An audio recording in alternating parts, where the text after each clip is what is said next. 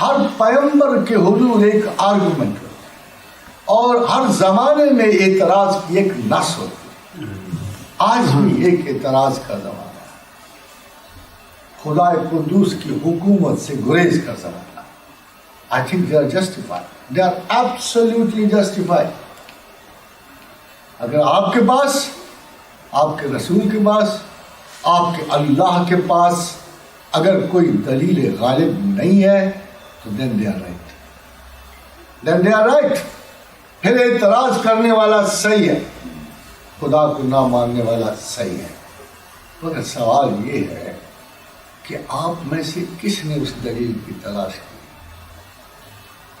جب ہر زمانے میں پیغمبر عظیم ترین عقل کا مالک ہے، تو جس پیغمبر کو قیامت تک کے لیے مخصوص کر دیا، کتنی آسان سی بات ہے یہ سمجھ. کوئی ایک ولی اللہ کا قول ہے کہ آج تک 2 چیزیں مجھے سمجھ نہ آئی، زندگی گزر گئی. ایک تو فریب نفس کتنے ہیں، ایک مقام محمد مصطفیٰ. یہ 2 چیزیں اس نے کہا کہ مجھے آج تک سمجھ نہیں آئی. مگر مجھے تو سمجھ آتی، بڑا آسان ہے سمجھنا، کہ جب پروردگار عالم یہ فرما رہے ہیں کہ الحمدللہ رب العالمین، جہاں جہاں کائنات میں کوئی ایگزسٹنس موجود ہے وہاں وہاں نیچرلی وہ رب العالمین ہے. مگر وہاں وما ارسلناک الا رحمۃ للعالمین، عالمین کا صیغہ بدلا نہیں. اگر وہ میرے آپ کے لیے اکیلا ہوتا تو یقینی بات تھی کہ تھوڑا سا حدود کا فیصلہ نہ ہو پاتا کہ کیا وہ صرف اس دنیا کے لیے قابل رحمت ہے. مگر خدا نے قرآن حکیم میں فرمایا کہ اللہ الذی خلق السبع سماوات ومن الارض مثلہن، کہ اللہ تو وہ ہے جس نے 7 یونیورسز کریٹ، ایک نہیں. تم تو ابھی تحقیق و جستجو پہ کامپٹن جو ہے یا واٹسن جو ہے یا رسل جو ہے، ابھی تو ایک کائنات کی دہلیز پر کھڑے ہو. میں نے تو ایسی 7 بنا رکھی، اور خالی 7 کائناتیں نہیں بنا رکھی، وہ من الارض مثلہن، اور اسی طرح 7 زمینیں بنا رکھی. 7 زمینیں جہاں نسل انسان کے ساتھ 7 قسمیں پلتی ہیں، جہاں تمہارے جیسے لوگ موجود ہیں. یہ اگلی قرآن کی آیت بتاتی ہے کہ ان زمینوں پر انسان موجود ہے. اس لیے کہ خدا یہ فرما رہے ہیں، اللہ یہ فرما رہے ہیں وَيَتَنَزَّلُ الْأَمْرُ بَيْنَهُمْ، ان ساری زمینوں میں ہمارا حکم ہوتا ہے. وہاں مخلوق موجود ہے تو حکم ہوتا ہے، اور قرآن ہی حکم ہے. وَبِالْقُرْآنِ حُكْمًا وَإِمَامًا، قرآن ہی حکم ہے، قرآن ہی سردار عقل، قرآن ہی تعلیم و ہدایت کا سرچشمہ اور منبع ہے.